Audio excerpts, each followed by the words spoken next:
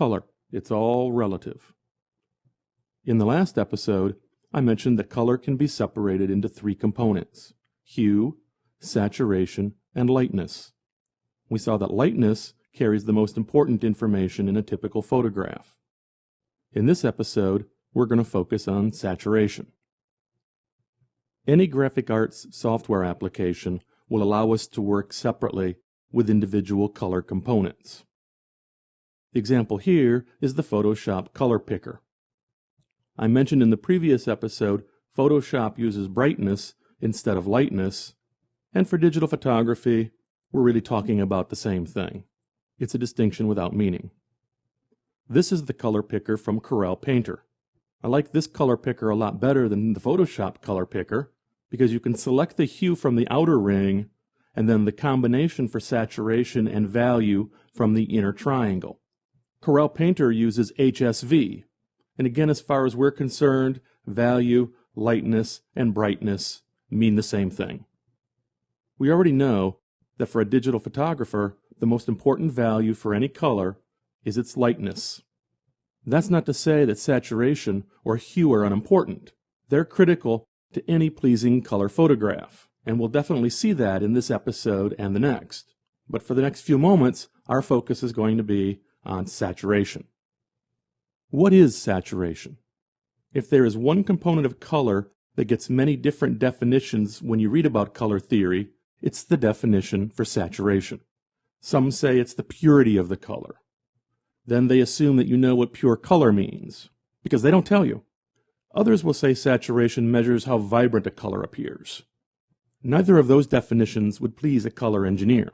For digital photographers, though, the ideas of purity and vibrance do come close. Color wheels are a popular way to depict color. Here we can see the visual effect of saturation as we move towards the center of the color wheel. At the extreme edges, the colors certainly appear more vibrant. As we move towards the center, they become more washed out.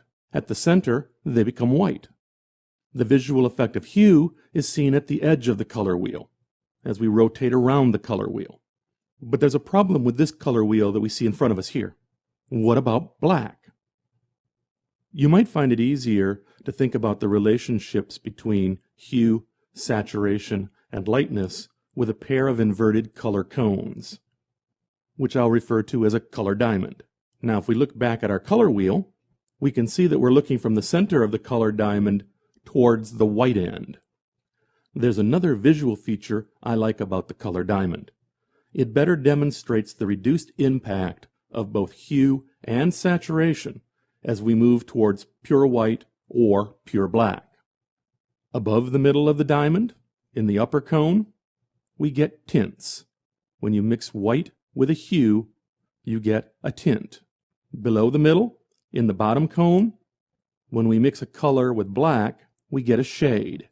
And in the very center of the cone, we would have tones, just different levels of gray. Okay, back to the question. Just what is saturation? For my purposes as a digital photographer, 100% saturation is hue completely distinct from lightness. Hue dominates.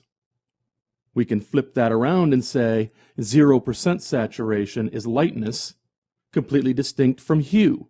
Lightness dominates.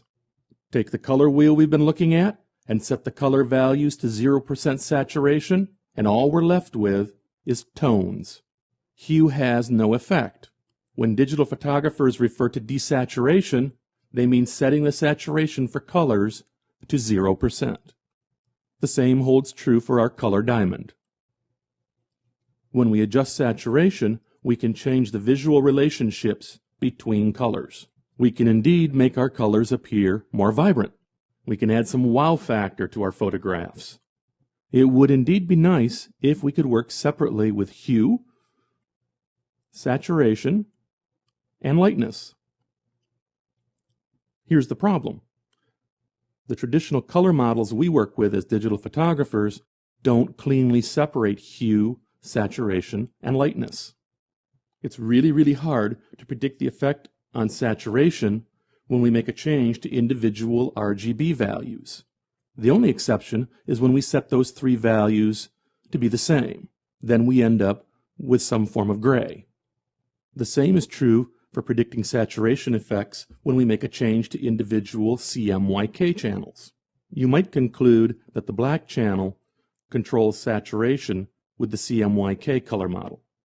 It certainly does have a significant impact, but the cyan, magenta, and yellow values also affect saturation. For digital photography, lab does the best job of separating hue and saturation from lightness. If you have Photoshop, you can choose to work in lab. For big increases in saturation, lab has its benefits. But not everyone has Photoshop. Not everyone can work with lab. For most digital photographs, you can boost saturation and do a very effective job with RGB. Don't be surprised that when you make changes to saturation in RGB, you can also see subtle changes to hue and lightness. Make big changes to saturation, and those unintended changes to hue and lightness might not be so subtle.